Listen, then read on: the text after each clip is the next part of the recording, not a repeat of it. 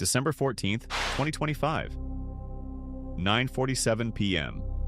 Tucson, Arizona. A woman dialed 911. Chest pains, shortness of breath. The operator answered on the second ring. Professional tone. Calm voice. Standard questions. Then the operator asked for her social security number. The woman gave it. She was scared. She thought it was protocol. The operator asked for her bank account number. For medical billing purposes, they said. She gave that too. No ambulance arrived. Not for 23 minutes. When real Tucson Fire Department paramedics finally reached her home, they found her sitting on the kitchen floor, still on the phone. Still talking to someone who wasn't a dispatcher. She was one of approximately 14,000 people across 6 cities whose 911 calls had been quietly rerouted over the previous 4 months.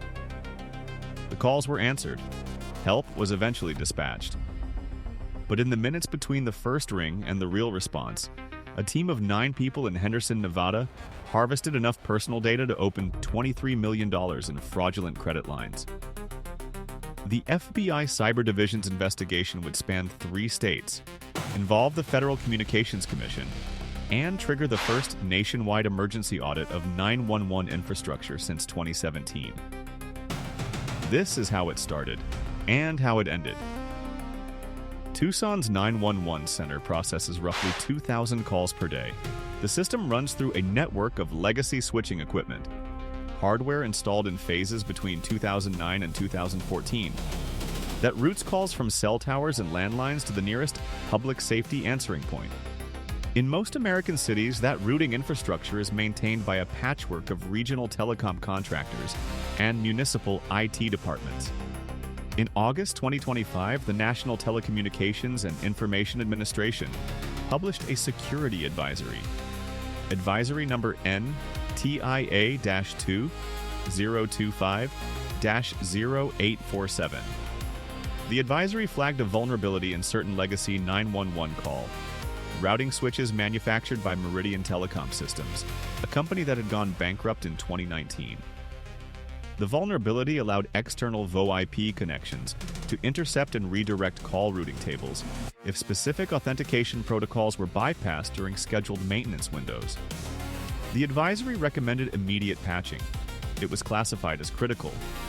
37 states used Meridian equipment in at least some of their 911 infrastructure.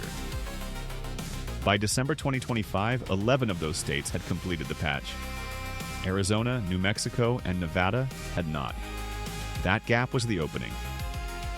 ClearPath Solutions Incorporated in Nevada on July 3, 2025. Business license filed in Clark County. Listed address, Suite 214, Ridgeline Office Park, Henderson, Nevada. The filing listed the company's purpose as telecommunications infrastructure support and consulting services. The company had a website, professional design, professional, stock photos of technicians in hard hats working on fiber optic cables. A client testimonial section with 3 fabricated quotes from fabricated companies. A phone number that rang to a voicemail box. On paper, ClearPath looked like dozens of other small telecom contractors operating in the Southwest. That was intentional. The company's actual operation occupied 2 adjacent suites at Ridgeline Office Park. Suite 214 served as the front office. A reception desk, a conference room, filing cabinets filled with telecom manuals. Suite 216, accessible through an interior connecting door, held the real infrastructure. 14 server racks. Redundant internet connections from 2 separate providers, a bank of monitors displaying real-time call volume data, and a whiteboard. The whiteboard tracked daily call volume targets by city. The crew numbered 9. FBI investigators would later identify them as a mix of former telecom engineers, VoIP specialists, and identity theft operators who had previously worked smaller-scale fraud schemes independently. The operations technical architect was a 34-year-old former network engineer who had worked for a legitimate 911 infrastructure contractor in California until 2023. He knew the Meridian systems. He knew the maintenance windows. He knew the authentication gaps. The exploit worked like this. Meridian switches reset their authentication handshakes during scheduled maintenance cycles, which occurred every 72 hours. During a 45-second window at the start of each cycle, the switches accepted external routing table modifications without full credential verification. ClearPath's servers sent automated injection packets during those windows, modifying the routing tables to create a parallel pathway. Not all calls were intercepted. The system was selective. It targeted calls from specific cell tower sectors in areas with higher concentrations of elderly residents. Demographic data, publicly available through census records and marketing databases, guided the targeting. Calls from those sectors were routed first to ClearPath's operation in Henderson, where operators answered using scripts designed to mimic legitimate 911 dispatch protocols. The scripts were sophisticated. 4 languages: English, Spanish, Mandarin, and Tagalog. Each script began with standard emergency dispatch questions: nature of the emergency, location, number of people involved. The caller believed they were speaking to a real dispatcher. For the first 30 to 60 seconds, the interaction was indistinguishable from a legitimate 911 call. Then the script pivoted. The operators introduced data collection requests framed as procedural necessities: social security numbers for medical records access, bank account information for emergency billing authorization, home addresses confirmed against database records, date of birth for identity verification. Callers in the middle of a medical emergency, a home invasion fear, a car accident, they didn't question it. They were scared. They wanted help. They answered. After data extraction, ClearPath's system released the call back into the legitimate routing pathway. The real 911 center received the call, dispatched responders. Average additional delay, 4 to 7 minutes. In most cases, callers never realized the first operator they spoke to wasn't real. The operation went live on August 11, 2025. First target city, Las Cruces, New Mexico. Population, roughly 112,000. A mid-sized city with aging telecom infrastructure and a 911 center, staffed by 22 dispatchers working rotating shifts. Las Cruces was the test run. ClearPath intercepted approximately 400 calls over the first 2 weeks. No complaints filed, no anomalies detected by the dispatch center. The delay in call routing was within normal variance for the system. By September, ClearPath expanded to Tucson, Arizona, then Albuquerque, then Reno, Nevada, then Sierra Vista, Arizona, then Roswell, New Mexico. 6 cities across 3 states. The targeting algorithm refined itself based on results. Which sectors yielded the highest data quality? Which time slots produced the most vulnerable callers? Peak hours were between 8 p.m. and 2 a.m. Medical emergencies, falls, chest pains, elderly callers living alone. The crew knew that callers in acute distress were the least likely to question unusual requests, the least likely to hang up and call back, the least likely to remember the strange questions afterward. The data flowed from ClearPath's Henderson office to a separate processing team. Investigators would later determine that harvested personal information was transmitted within minutes to identity theft cells operating in 3 other states. Credit applications were filed within 24 hours of interception. New accounts opened, cash advances drawn, retirement accounts accessed through social engineering. Armed with social security numbers, dates of birth, and home addresses, the downstream fraud operators had everything they needed to impersonate victims on calls to financial institutions. $23 million in fraudulent credit lines. An estimated $4.7 million drained from retirement accounts. Victims ranged in age from 52 to 91. One detail that investigators would later flag: ClearPath maintained detailed records of every intercepted call. Spreadsheets organized by city, date, caller demographics, data obtained, and downstream monetization value. The operation tracked its own metrics with the precision of a legitimate business. Average revenue per intercepted call, $1,640. The first anomaly surfaced on December 9, 2025. Tucson 911 dispatch supervisor. Angela Whitfield was reviewing call logs as part of a routine quality assurance check. The logs showed a standard shift. Call volumes within normal range, response times acceptable. But Whitfield noticed something in the complaint tracking system. 3 callers from the same zip code, 85710, on Tucson's east side, had filed complaints in the previous week. Each complaint described the same thing: a 911 operator who asked for financial information. Each caller had eventually reached real dispatch and received help, but each remembered the strange questions. 3 complaints from one zip code in 1 week. Individually unremarkable. Together, a pattern. Whitfield pulled records for the 3 calls. All 3 originated from cell towers in the same sector. All 3 occurred between 9 p.m. and midnight.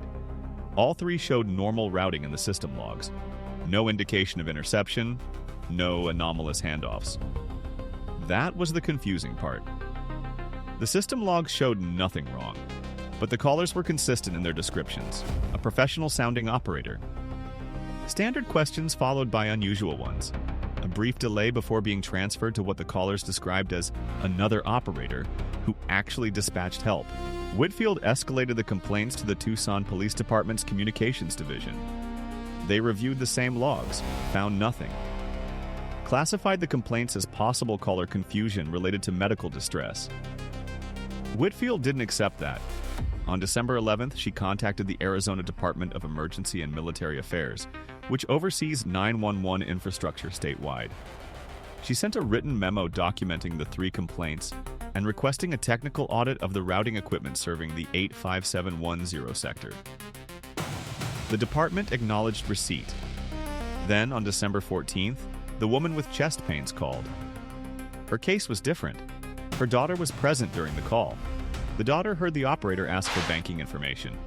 The daughter called Tucson PD directly to report what she described as someone impersonating 911. That complaint went to a different desk.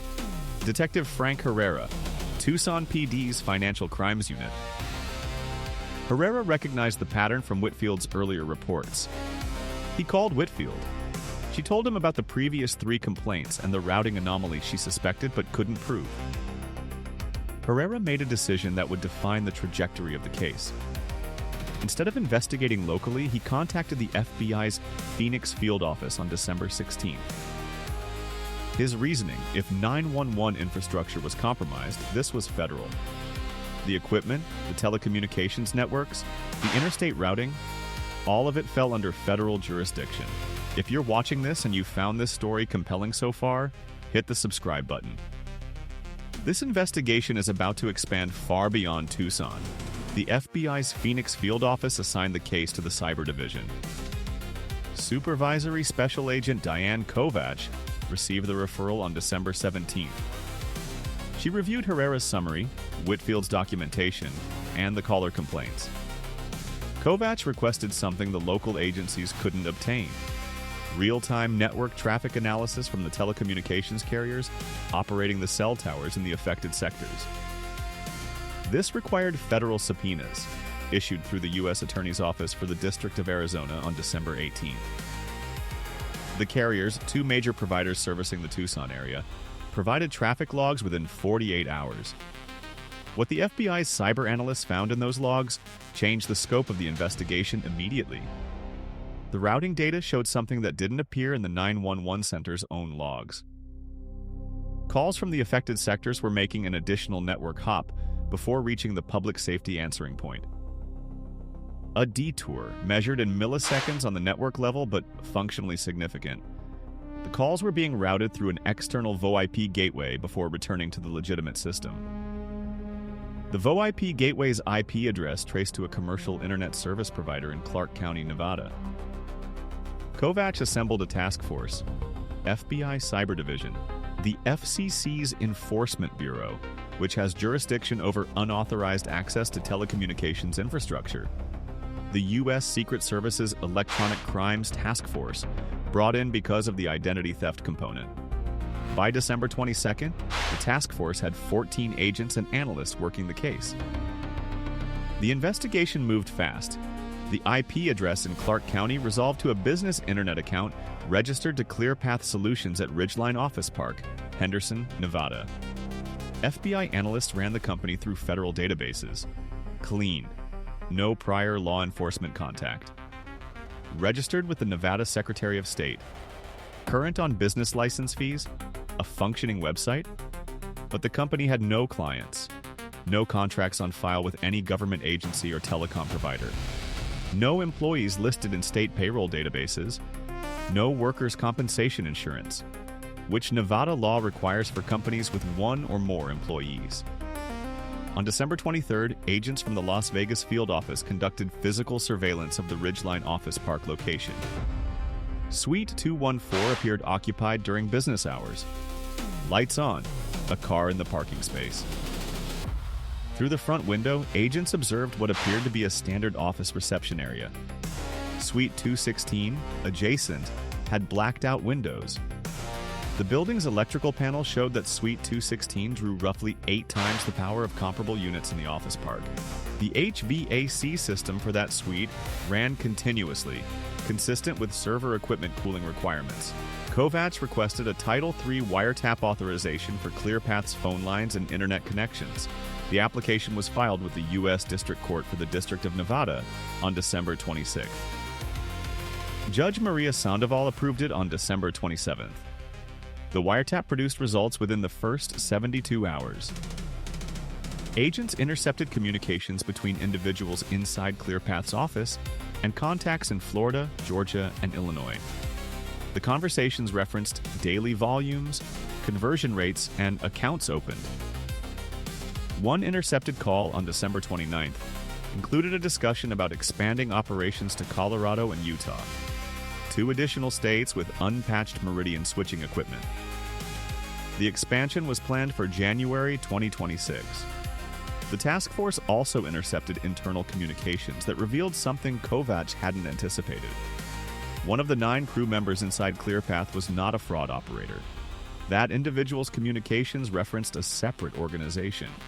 Language suggesting ClearPath's technical architect had previously sold the Meridian exploit to at least one other group. The vulnerability wasn't just being used in Henderson, it had been sold. Kovacs briefed FBI headquarters in Washington on January 2, 2026. The briefing triggered involvement from the FBI's Criminal Investigative Division and a referral to the FCC's Chairman for Emergency Action on the unpatched Meridian systems. The scope had escalated from a regional fraud case to a national infrastructure vulnerability. But the immediate priority remained ClearPath. The operation was still active.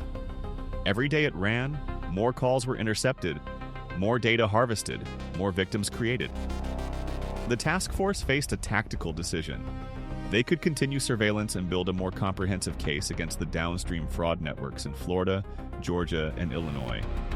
Or they could move on ClearPath now, shutting down the interception operation but potentially losing leads on the broader network. Kovacs chose speed. The downstream networks could be pursued separately. The 911 interception had to stop. The takedown was scheduled for January 18, 2026. Planning required coordination across multiple agencies and jurisdictions. The primary target was ClearPath's Henderson facility, but simultaneous operations were planned for 3 additional locations. A residential address in North Las Vegas, linked to ClearPath's technical architect, a storage unit in Summerlin where financial documents were believed to be held, and a rented apartment in Phoenix used by one crew member who managed the call scripts. The FCC coordinated with the 3 state emergency management agencies, Arizona, New Mexico, and Nevada, to prepare emergency patches for the Meridian systems. The patches had to be deployed simultaneously with the raid to prevent any automated systems at ClearPath from triggering a network-wide disruption as a dead man's switch. Analysts had identified code in ClearPath servers that could, if activated, corrupt routing tables across all 6 affected cities simultaneously. That code had never been used, but it existed. And if ClearPath's operators realized a raid was imminent, they might trigger it. 14,000 calls a day flowed through the affected systems. A routing table corruption during a peak hours could leave 6 cities without functional 911 service. The risk profile was unusual for a fraud case. This wasn't a warehouse full of drugs. This was telecommunications infrastructure that people depended on to reach help in emergencies. The margin for error was 0. Kovac designated 2 operational phases. Phase 1. The FCC's technical team would deploy the Meridian patches remotely at 5:58 a.m. Mountain Time, 2 minutes before the raid. This would sever ClearPath's ability to intercept calls or trigger the dead man's switch. Phase 2. Simultaneous entry at all 4 locations at 6 a.m., January 18, 2026. 5:41 a.m. Pacific Time, Henderson, Nevada. Temperature 38 degrees Fahrenheit. 41 federal agents staged at 4 locations across 2 states. The Henderson team, 22 agents from the FBI and FCC enforcement, assembled in a parking structure 400 meters from Ridgeline Office Park. Unmarked vehicles, body armor. FBI Cyber Division's on-site technical team carried equipment to image ClearPath servers before anyone inside could wipe them. At the North Las Vegas residence, 6 agents positioned around a single-story house. The technical architect lived there with his girlfriend. Surveillance confirmed both were inside. In Summerlin, 4 agents waited outside a climate-controlled storage facility. Unit 7C rented under a name that matched one of ClearPath's fictitious client companies. In Phoenix, 9 agents surrounded a second-floor apartment in a complex near Camelback Road. 5:58 a.m. Mountain Time.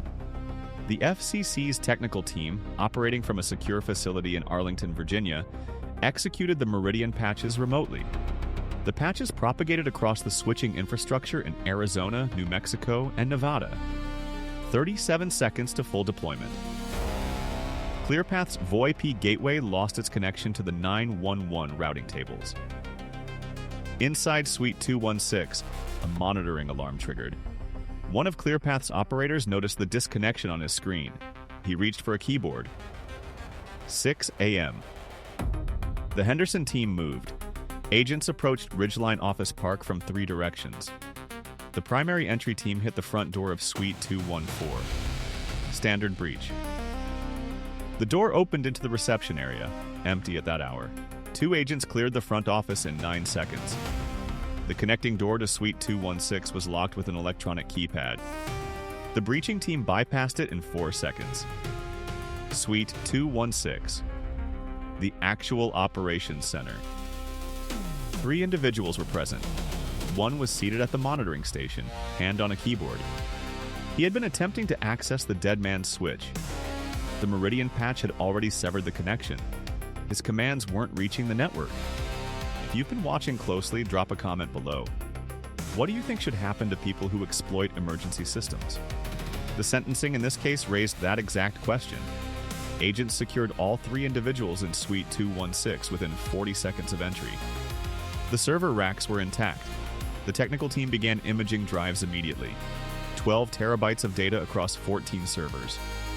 The North Las Vegas raid proceeded simultaneously. The technical architect was detained in his living room. His girlfriend was not charged. Agents seized 3 laptops, 2 external hard drives, and a phone containing encrypted communications with at least 4 contacts investigators had not previously identified. Summerlin Storage Unit 7C contained 31 boxes of documents, credit applications, bank statements, printed call scripts in 4 languages, a binder containing detailed technical diagrams of Meridian switching equipment, with handwritten annotations marking the vulnerability exploited by the operation. The Phoenix apartment yielded the script manager and 2 additional laptops. The apartment also contained a printer and blank identification documents, driver's license templates from 6 states. By 6:47 a.m., all 4 locations were secured. 9 individuals in custody. No shots fired, no injuries, no disruption to 911 service. The evidence recovered from ClearPath's Henderson facility told the full story. Server logs documented every intercepted call from August 11th, 2025 through January 17th, 2026. Total intercepted calls across 6 cities, 14,211. The logs were organized with disturbing precision. Each entry included the caller's phone number, cell tower sector, time of interception, duration of the ClearPath portion of the call, and a field labeled DQ, data quality. DQ ratings ranged from 1 to 5.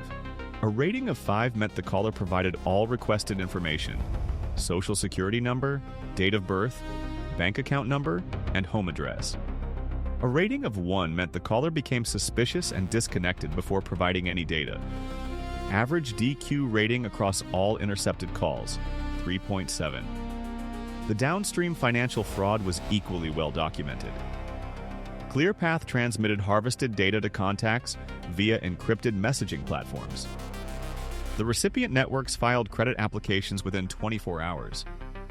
Spreadsheets on ClearPath servers tracked which victims' data had been monetized and the dollar value extracted from each.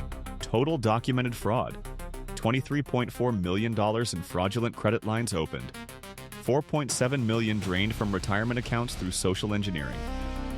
Combined, $28.1 million. The whiteboard in Suite 216, the one tracking daily call volume targets, showed a goal of 60 to 75 calls per day across all 6 cities.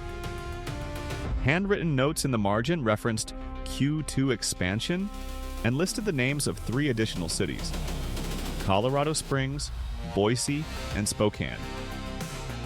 The expansion plans included a budget: server costs, office lease, staff recruitment. ClearPath had been planning to double in size by mid-2026. Federal prosecutors filed charges on January 24, 2026.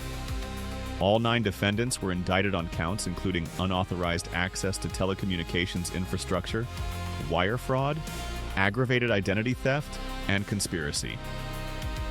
The technical architect faced additional charges related to the sale of the Meridian exploit to other groups. Grand jury proceedings revealed additional details about the operation's internal structure. The 9 crew members operated on a tiered compensation model. The 3 phone operators, the individuals who actually spoke to callers, received a base salary of $4,000 per month, plus a per-call bonus tied to DQ ratings. The technical staff maintaining the servers and VoIP systems earned $8,000 per month. The technical architect took a percentage of the downstream fraud revenue. Total revenue distributed to ClearPath crew members from August through January: approximately $2.3 million. The remaining $25.8 million flowed to the downstream fraud networks. Those networks became the subject of separate FBI investigations. As of April 2026, federal authorities have executed additional arrests in Jacksonville, Florida, and Decatur, Georgia, connected to ClearPath-sourced data. The Illinois connection remains under investigation. Sentencing proceedings began in March 2026 in the U.S. District Court for the District of Nevada. The technical architect pleaded not guilty. His defense argued that the Meridian vulnerability was publicly documented by the NTIA, that the routing modification did not constitute unauthorized access because the switches accepted the commands without authentication, and that the actual fraud was committed by downstream actors, not ClearPath directly. The prosecution countered with the dead man's switch code, the existence of a mechanism designed to disrupt 911 service across 6 cities demonstrated intent beyond mere data collection. If triggered during peak hours, the disruption could have left hundreds of thousands of residents unable to reach emergency services. The prosecution described this as potential endangerment on a mass scale. 5 of the 9 defendants accepted plea agreements. Sentences ranged from 7 to 14 years. The 3 phone operators received the lightest sentences, 7 years each, in exchange for testimony against the technical staff and the architect. The technical architect's trial is scheduled for June 2026. He faces a maximum sentence of 47 years. Victim impact was difficult to quantify. The financial losses, $28.1 million, represented only the documented fraud. Investigators believe additional exploitation of harvested data may continue for years, as social security numbers and personal information don't expire with the closure of a single fraud operation. That data exists in networks beyond ClearPath servers. Copied, resold, distributed. The FCC issued Emergency Directive 26-01 on January 22, 2026, 4 days after the raid. The directive required all states using Meridian switching equipment to complete patching within 60 days. A secondary directive mandated a comprehensive audit of all 911 call routing infrastructure nationwide, the first such audit since 2017. Early audit results reported to Congress in March 2026 identified similar vulnerabilities in switching equipment from two other manufacturers. Neither had been exploited, as far as investigators could determine. The audit is ongoing. The case also exposed a structural gap in 911 system monitoring. ClearPath's interception operated for over 4 months without detection by any automated system. The routing anomaly was invisible in the 911 center's own logs because ClearPath's injection modified the routing tables at a level below what municipal monitoring tools tracked. The calls appeared normal from the dispatch center's perspective. Detection came from human observation. Angela Whitfield noticed a pattern in caller complaints that no algorithm flagged. Frank Herrera connected those complaints to a potential federal crime. Without their individual decisions to escalate rather than dismiss, ClearPath could have operated indefinitely. The emergency directive now requires real-time traffic analysis at the carrier level, the same type of analysis that the FBI's subpoenas obtained in December. Before January 2026, no regulatory framework mandated this monitoring for 911 systems. The assumption had been that the routing infrastructure was secure because it was old. Legacy equipment, the thinking went, was too obscure to target. ClearPath proved that assumption wrong. There is one additional element the investigation revealed that has not been publicly resolved. The technical architect's encrypted communications, recovered from his North Las Vegas residence, referenced the sale of the Meridian exploit to at least 2 other buyers. FBI analysts identified one buyer, connected to the Jacksonville arrests in February 2026. The second buyer has not been identified. The communications used a pseudonym, Redline. Payment for the exploit, $200,000 in cryptocurrency. The transaction occurred on October 4, 2025. No further communications between the architect and Redline appear in the recovered data. The FBI's Cyber Division has designated Redline as a priority target. The Meridian patches have closed the specific vulnerability ClearPath exploited, but patches can be reverse engineered. And other legacy systems, but not just 911, but power grid control systems, water treatment facilities, air traffic management, run on similarly aged equipment with similarly understaffed security oversight. ClearPath intercepted 14,000 911 calls. The calls were answered. The data was stolen. The money is largely unrecovered. Of the $28.1 million in documented fraud, federal authorities have seized approximately $6.3 million. The rest moved through cryptocurrency exchanges, prepaid card networks, and wire transfers to accounts that were emptied before seizures could be executed. $21.8 million. Still gone. The 9 members of ClearPath Solutions are in federal custody or awaiting trial. Their operation lasted 160 days. Their infrastructure fit inside 2 office suites in a suburban office park in Henderson, Nevada. The entire setup cost approximately $340,000. Return on investment, roughly 82 to 1. The Meridian vulnerability was documented 8 months before ClearPath exploited it. The patch was available. 11 states installed it. 26 did not. The gap between a published fix and its implementation, that gap is where ClearPath operated. That gap is where Redline may still be operating. The National 911 audit continues. The first results are expected in full by September 2026. Until then, the question is not whether the systems have been secured. The question is whether anyone else found the same gap before it was closed.